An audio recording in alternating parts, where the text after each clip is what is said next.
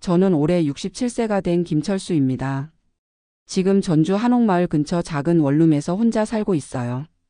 아침에 일어나서 창문을 열면 한옥 지붕들이 쭉 늘어선 모습이 보이고 멀리서는 아침 일찍부터 관광객들의 웃음소리가 들려옵니다. 25년 전 한국을 떠날 때는 이런 날이 올 줄 몰랐어요. 미국에서 받는 연금으로 고향에서 이렇게 평온하게 살 수 있을 줄은 꿈에도 생각하지 못했거든요. 월 2,000달러, 하나로 약 260만 원 정도 되는 소셜 시큐리티 연금이 매달 제 통장으로 들어옵니다. 전주에서는 이 돈이면 정말 여유롭게 살 수 있어요. 월세 55만 원짜리 깔끔한 원룸에 살면서 매일 한옥마을을 산책하고 전주 비빔밥도 자주 먹고 가끔은 영화도 보러 갑니다. 미국에서는 상상도 할 수 없던 여유로운 생활이에요. 하지만 여기까지 오는 길이 순탄하지만은 않았습니다. 25년간 시애틀에서 택시를 운전하며 살았던 이야기를 들려드리고 싶어요. 1999년 제가 42세였을 때 한국을 떠났습니다. 당시 IMF 외환위기가 한창이었고 제가 다니던 중소기업도 부도가 났어요. 아내와 딸 하나를 데리고 앞이 막막한 상황이었죠.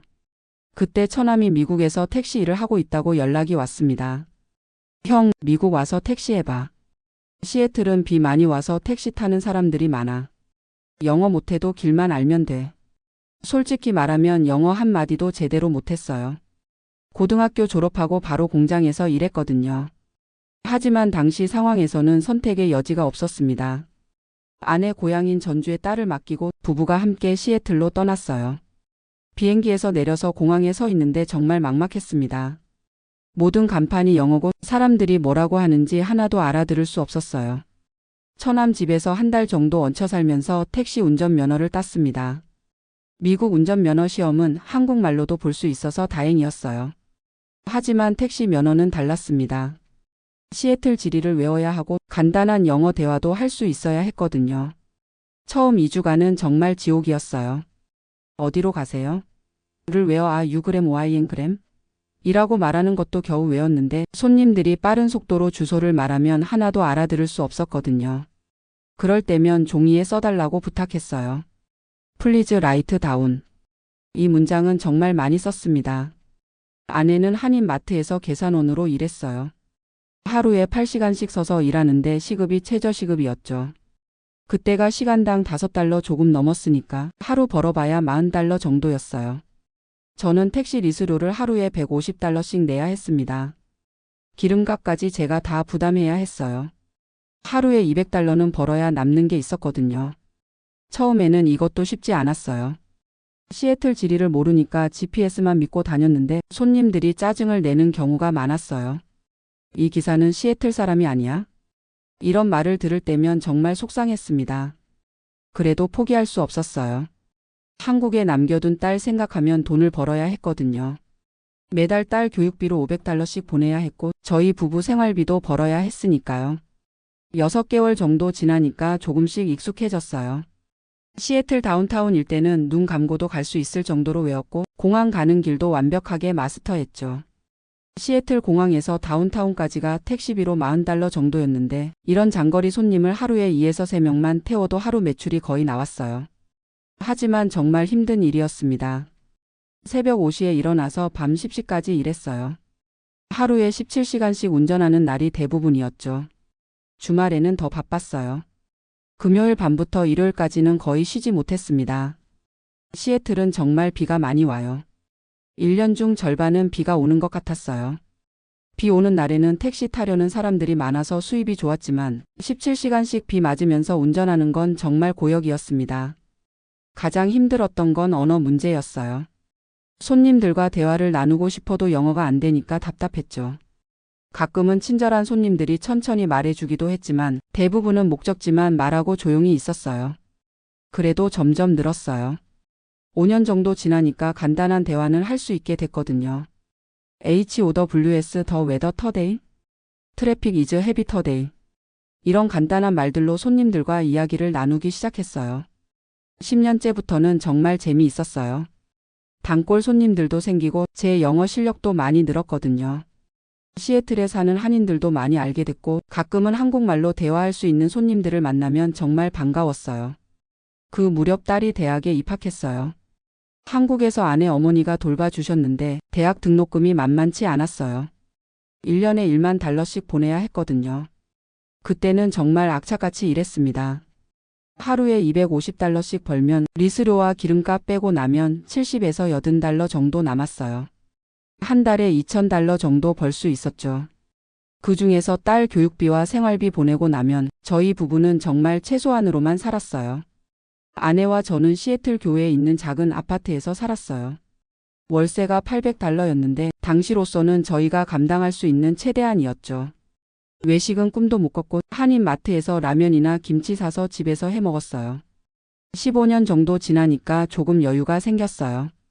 딸이 대학을 졸업하고 직장을 구했거든요. 그때부터는 저희 부부만 생각하면 됐죠. 하지만 나이가 들수록 택시 운전이 점점 힘들어졌어요. 57세 무렵부터는 허리가 아프기 시작했고 밤에 운전하는 게 예전 같지 않았어요. 시력도 많이 떨어졌고요. 그래도 계속해야 했어요. 미국에서는 아직 연금을 받을 나이가 아니었거든요. 소셜 시큐리티는 만 67세부터 받을 수 있었어요. 그때까지는 어떻게든 일을 해야 했죠. 60세가 넘어서는 정말 고생했어요. 젊은 우버 기사들이 많아지면서 택시 수입도 줄어들었고 몸은 예전 같지 않고 매일매일이 버티기 힘들었어요. 그런데 놀라운 일이 있었어요. 65세가 되던 해에 소셜 시큐리티 사무소에서 연락이 왔어요. 제가 한국 국적자이지만 65세 이상이어서 이중 국적을 유지할 수 있고 연금도 한국에서 받을 수 있다는 거였어요.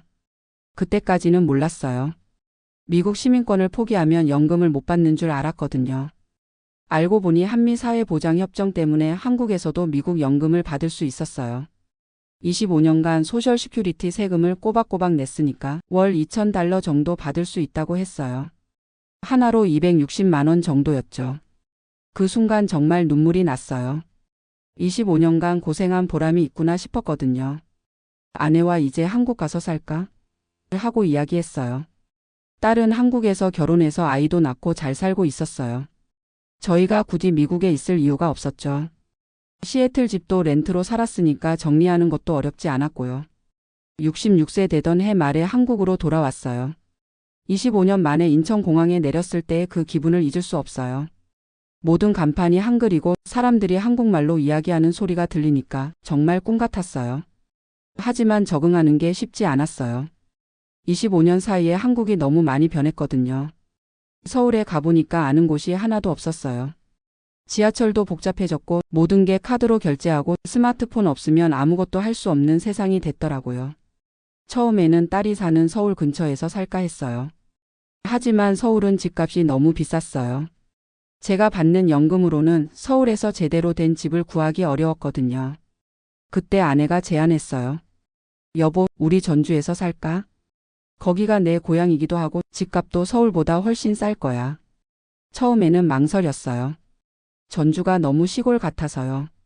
하지만 가서 보니까 생각보다 좋았어요. 한옥마을도 있고 물가도 저렴하고 사람들도 친절했어요.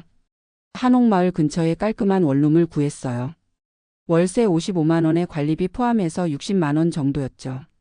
시애틀에서 살 때 800달러 내던 것보다 훨씬 쌌어요.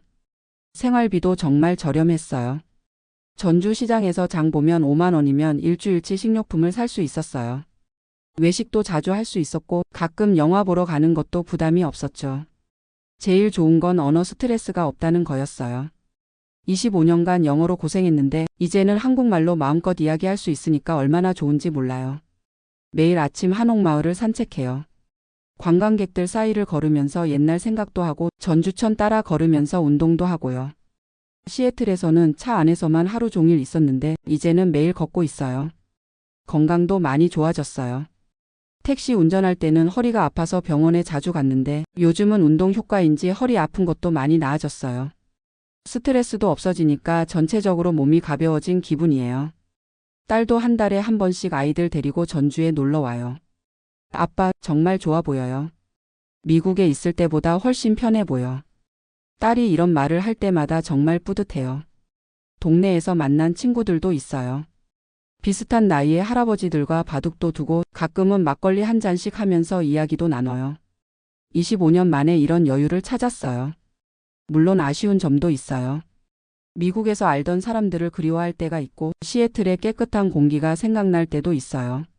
하지만 전체적으로는 만족해요.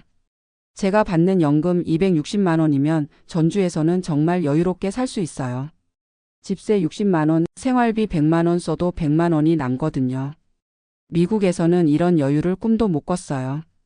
요즘은 한국 역사 공부도 하고 있어요. 전주가 조선 왕조의 본향이라고 하더라고요. 한옥마을에 가면 경기전도 있고 전주양교도 있고 역사적인 장소들이 많아요. 25년간 미국에서 살면서 잊고 있던 우리나라 역사를 다시 배우고 있어요. 아내도 행복해해요. 고향에서 살게 되니까 어릴 때 친구들도 만나고 친척들과도 자주 만날 수 있거든요. 시애틀에서는 한인들끼리만 만났는데 이제는 정말 다양한 사람들과 어울릴 수 있어요. 가끔 생각해보면 신기해요. 42세에 빈손으로 미국에 갔는데 25년 후에 연금을 받으며 고향에서 편안하게 살고 있으니까요. 그때는 이런 날이 올 줄 몰랐어요. 물론 25년이 쉽지 않았어요. 매일 17시간씩 택시 운전하면서 정말 힘들었고 영어 때문에 스트레스도 많이 받았고 딸 그리움에 밤에 혼자 울기도 했어요. 하지만 그 모든 고생이 헛되지 않았구나 싶어요. 지금 이렇게 평온하게 살 수 있는 건 그 25년간의 노력 덕분이거든요. 앞으로 얼마나 더 살지 모르지만 남은 인생은 정말 여유롭게 살고 싶어요. 손주들과도 많은 시간을 보내고 한국의 사계절을 만끽하면서 그동안 못했던 것들을 하나씩 해보려고요. 전주 한옥마을에서 바라보는 아침 햇살이 참 따뜻합니다. 25년간의 미국 생활이 이 순간을 위한 준비였던 것 같아요.